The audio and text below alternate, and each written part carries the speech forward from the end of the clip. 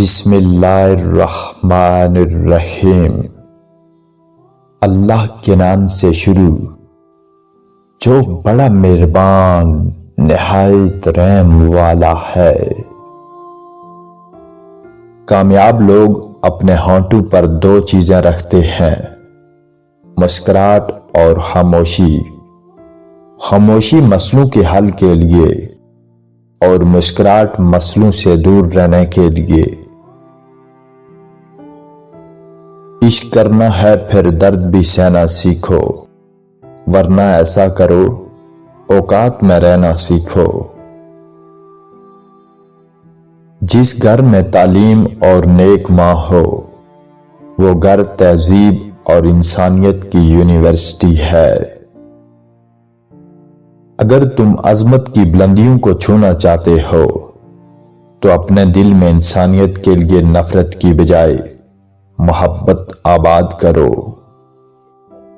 غلام کام کے معیار بھی عجیب ہوتے ہیں، شریف کو بیوقوف، مکار کو چلاک، قاتل کو بہادر اور مالدار کو بڑا آدمی سمجھتے ہیں۔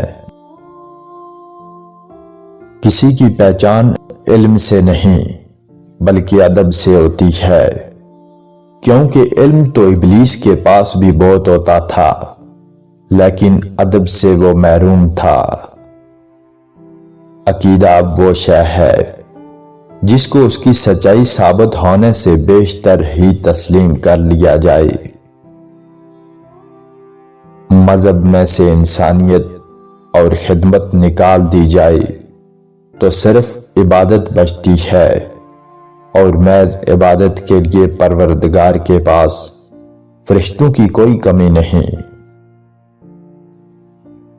اپنی خامیوں کا احساس ہی انسان کا کامیابی کی طرف پہلا قدم ہے۔ ایک دانشور سے پوچھا گیا، غصہ کیا ہے؟ خوبصورت جواب ملا کہ کسی کی غلطی کی سزا خود کو دینا۔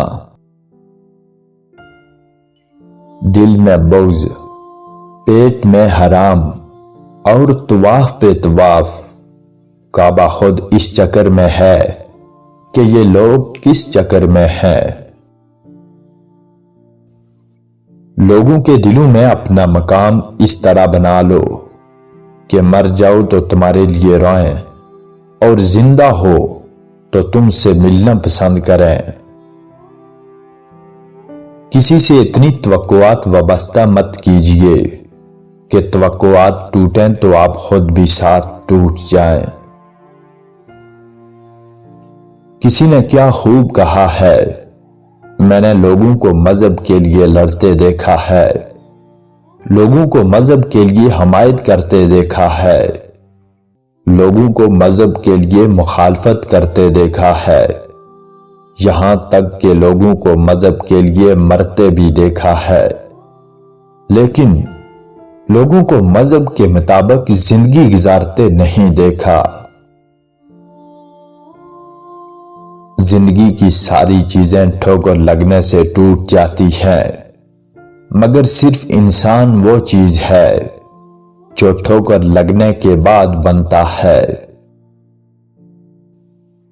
کوئی بڑا کام صرف وہ شخص کرتا ہے جو اپنے آپ کو چھوٹا کام کرنے پر راضی کر لے۔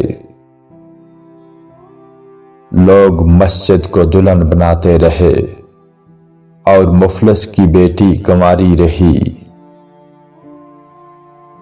غلطی تسلیم کرنے اور گناہ چھوڑنے میں کبھی دیر نہ کرنا، کیونکہ سفر جتنا طویل ہوگا واپسی اتنی ہی مشکل ہوگی۔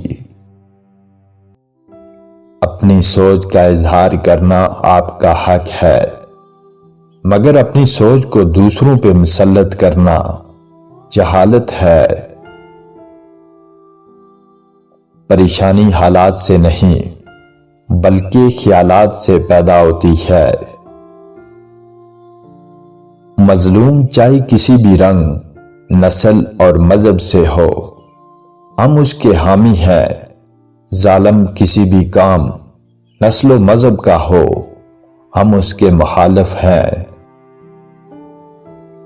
ہمارے حکمران اسپتالوں میں چھاپے مارنے تو جاتے ہیں مگر علاج کروانے نہیں۔